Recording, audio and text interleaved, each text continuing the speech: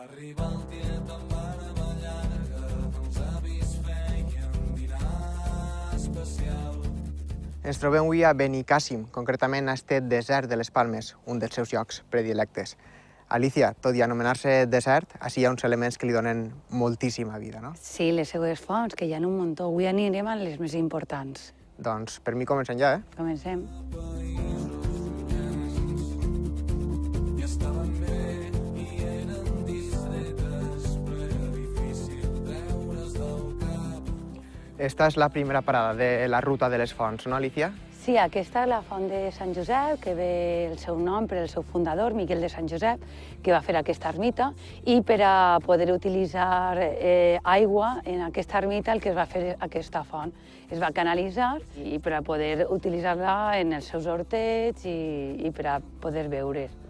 I estan fetes d'un cert material, tinc entès. Sí, el material més important que hi ha aquí en el desert de les Palmes és la roca de Rodeno, una roca silícia que el que fa és atraure molt la pluja, la humitat, i per això n'hi ha tantes fonts en el desert de les Palmes. I quina importància tenen en este desert? Per a donar-li vida a lo que són les plantes, que n'hi ha més de 600 plantes cardiovasculars així en el desert Més de de les Palmes. 600 varietats de plantes. Sí, exacte, que trobem. I esta aigua d'on ve, d'on naix? Si vols, anem cap a l'altra font i te vaig explicant per el camí tota la importància i per d'on ve aquesta aigua. Doncs anem cap allà. Anem cap allà.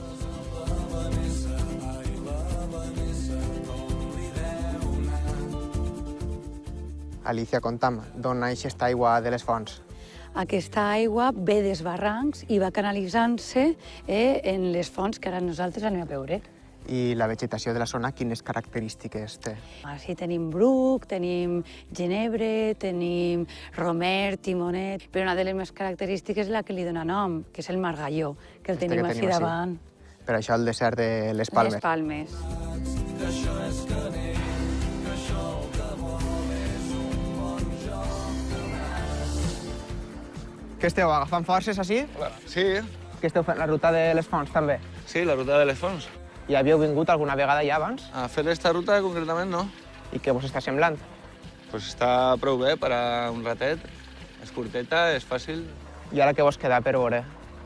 Pues mos queda la font allà, que falta mig quilòmetre, i caminarem un poquet cap a dalt, cap al mirador, i ja mos tornarem.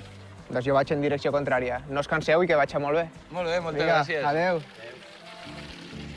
Què fem, on anem ja? Van callar-se entre les branques i no va tornar mai. I esta d'ací, Alicia, com s'anomena? S'anomena la Font de Ro, I això per què? perquè proper d'ací vivia un masover que li diuen Roque, i de Roque al final ha passat a S'ha Roc, quedat el seu nom. el seu nom, de la Font de Roc. I així, a banda de la font, tenim també altres elements, no? Sí, hi ha un poquit més avall, hi ha un safareig, que inclús encara n'hi ha una dona que ve a llevar, de 80 anys, són les últims masovers que queden, i una bassa de rec. I esta aigua és de qualitat, és una aigua pura. És una de les aigües més pures, de més qualitat que té la província de Castelló. Per suport, la millor del desert de les Palmes. Doncs ens refresquem un poc abans de continuar en la ruta. Sí, per supost.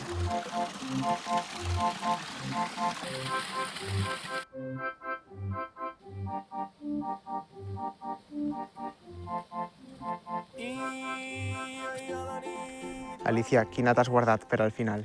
La font més coneguda, la font tallada. I per què té aquest nom? L'origen del nom no el sabem cert. I Alicia, he sentit alguna cosa d'uns poemes relacionats amb esta ruta? Explica-m'ho. Sí, perquè aquesta ruta nosaltres la fem durant tot l'any, en el qual recorrem tota la ruta i en els fonts llegim uns poemes. Com per exemple?